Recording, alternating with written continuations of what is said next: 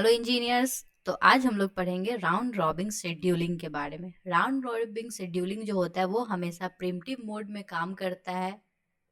First point, ये हमेशा primitive mode में काम करता है। और सेकेंड पॉइंट, ये टाइम क्वांटम के बेसिस पे वर्क करता है। तो टाइम क्वांटम होता क्या है? तो एक स्पेसिफिक टाइम के लिए हमारा कोई प्रोसेस सीपीयू को यूटिलाइज कर पाएगा, उस स्पेसिफिक टाइम को हम लोग टाइम क्वांटम कहते हैं।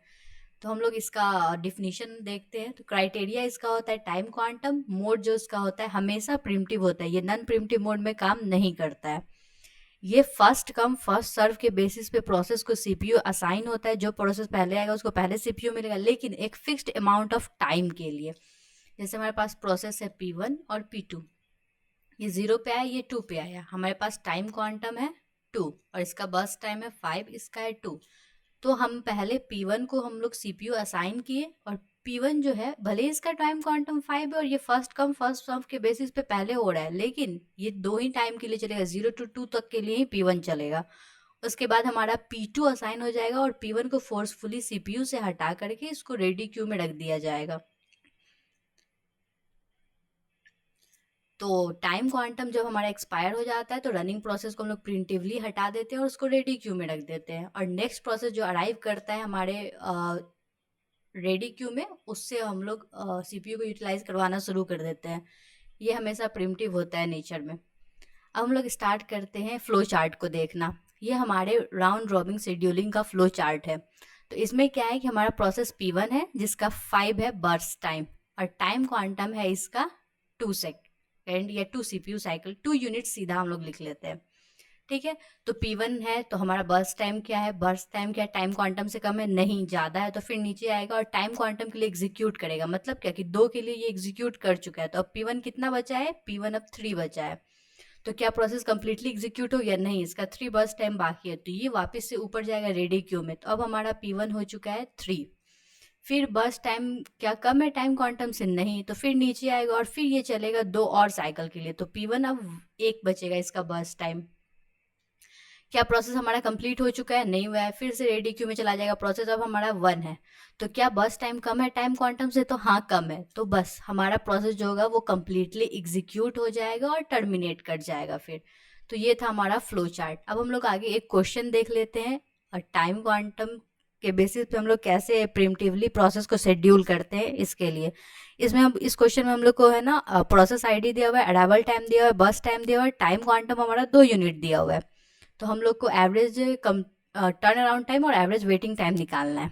इसका बस टाइम 5 है। तो हम लोग स्टार्ट करते हैं। सबसे पहले हम लोग स्टार्ट करेंगे रेडी क्यू में प्रोसेस को लाने थे।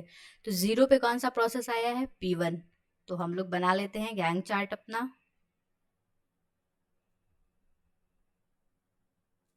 हमारा 0 है, इस पे प्रोसेस P1 आया है जो कि हमारा 2 ही टाइम क्वांटम के लिए चलेगा, तो 0 to 2 चल गया हमारा, और 3 इसका बाकी है। और उसके बाद फिर 2 पे हमारा कौन कौन सा प्रोसेस आ गया है? तो 2 पे हमारा P2, P3, P1 तीनों आ चुका है। P2, P3 और P1 तो हमारा बचा ही हुआ है। तो टाइम क्वांटम 2 पे हमारे पास इतने सारे प्रोसेस हैं। तो at time 2 we have P2, P3, P1 in the ready queue. लेकिन हमारा सीपीयू कौन यूटिलाइज करेगा? P2 यूटिलाइज करेगा। तो P2 हमारा 2 के लिए चल जाएगा, तो 2 to 4 हमारा P2 चलेगा। अब P2 का बर्स्ट टाइम 1 बचा हुआ है। उसके बाद हमारे सीपीयू कौन यूटिलाइज करेगा? P3। तो P3 का क्या सीन है कि P3 हमारा कंप्लीट हो जाएगा क्योंकि इसका बर्स्ट टाइम 1 ही है, मतलब बर्स्ट टाइम जो है इसका लेस देन टाइम क्वांटम है, तो P3 फुल्ली एग्जीक्यूट होगा। तो P3 हमारा खत्म हो गया। उसके बाद P3 हम लोग देखते हैं कि अब टाइम 4 पे कौन कौन सा प्रोसेस है हमारे सीपीयू में या फिर रेडी क्यू में। सीपीयू में नहीं, रेडी क्यू में।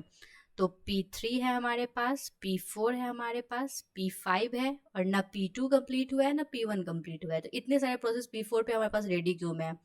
तो सबसे पहले हम लोग कहाँ तक चला चुके हैं? ये P3 तक चला चुके हैं। उसके बाद फिर ये P1 चलेगा।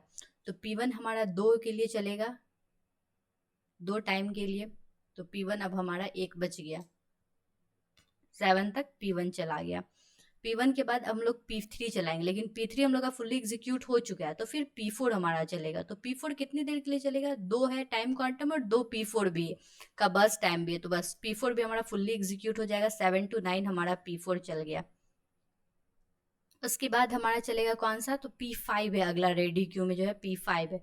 तो P5 फिर से 2 के लिए चलेगा, लेकिन P5 का बस टाइम 3 है, तो 1 बच जाएगा P5 और 9 to 11 P5 चल गया।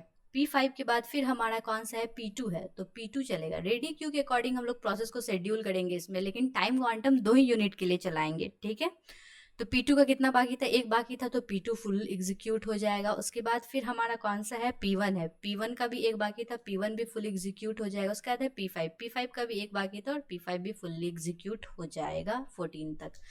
तो हम लोग यहाँ कंप्लीशन टाइम लिख लेते हैं 13, 12, 5, 9 और 14। टर्न अराउंड टाइम हमारा है 13, होता है completion time minus arrival time 11, 3, 6 और 10। वेटिंग टाइम है हमारा turn around time minus burst time 13 minus 5, 8, 8, 2, 4 and 7। तो अब हम लोग एवरेज लिख लेते हैं।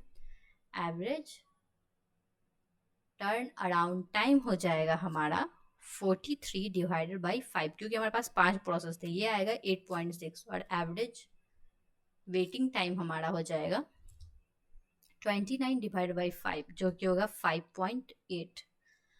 तो ये था हमारा राउंड रॉबिन शेड्यूलिंग में हम लोग कैसे एवरेज टर्न अराउंड टाइम और वेटिंग टाइम निकालते हैं, कैसे हम लोग रेडी क्यू में प्रोसेस को रखते हैं, कैसे हम लोग उसका गैंग चार्ट बनाते हैं, कैसे हम लोग कंप्लीशन टाइम निकालते हैं। अब राउंड रॉबिन शेड्यूलिंग का हम लोग एडवांटेजेस और डिसएडवांटेजेस देख लेते हैं। एडवांटेजेस में क्या है कि ये बेस्ट परफॉर्मेंस देता है रिस्पॉन्स टाइम के बेसिस पे, कि प्रोसेस फर्स्ट टाइम कब रिस्पॉन्स करेगा इसके बेसिस पे सारा प्रोसेस हमारा एक न एक बार चल चुका होता है, तो इसलिए ये बेस्ट परफॉर्मेंस देता है। और टाइम शेयरिंग सिस्टम के लिए, मतलब कोई सिस्टम है वो टाइम शेयर करता है, मतलब थोड़ी देर के लिए तुम यूटिलाइज कर लो सीपीयू को, उसके बाद हम कर लेंगे, तो इसके लिए बेस्ट होता है ये एल्गोरिदम। उसके बाद है it leads to starvation for process with larger burst time. जिस प्रोसेस का बर्स्ट टाइम ज़्यादा है उसको बहुत सारा साइकिल, मतलब बार बार रिपीट करना पड़ेगा, एक ही साइकिल को बहुत बार रिपीट करना पड़ेगा। इसके लिए लार्जर बर्स्ट टाइम के प्रोसेस के लिए स्टार्वेशन ये क्रिएट करता है, और इसका पूरा परफॉर्मेंस टाइम क्वांटम पे डिपेंड करता है, और इसमें प्रायोरिटीज़ के बेसिस पे काम नहीं होता। अगर कोई प्रोसेस आपको बहुत ज़्यादा इंपॉर्टेंट है तो भी आप उसको सीपीयू पे नहीं चला सकते हैं, पूरा फुल्ली एग्जीक्यूट नहीं कर सकते हैं, क्योंकि ये टाइम क्वांटम के बेसिस पे होता है। That's all for this video. Thank you for watching.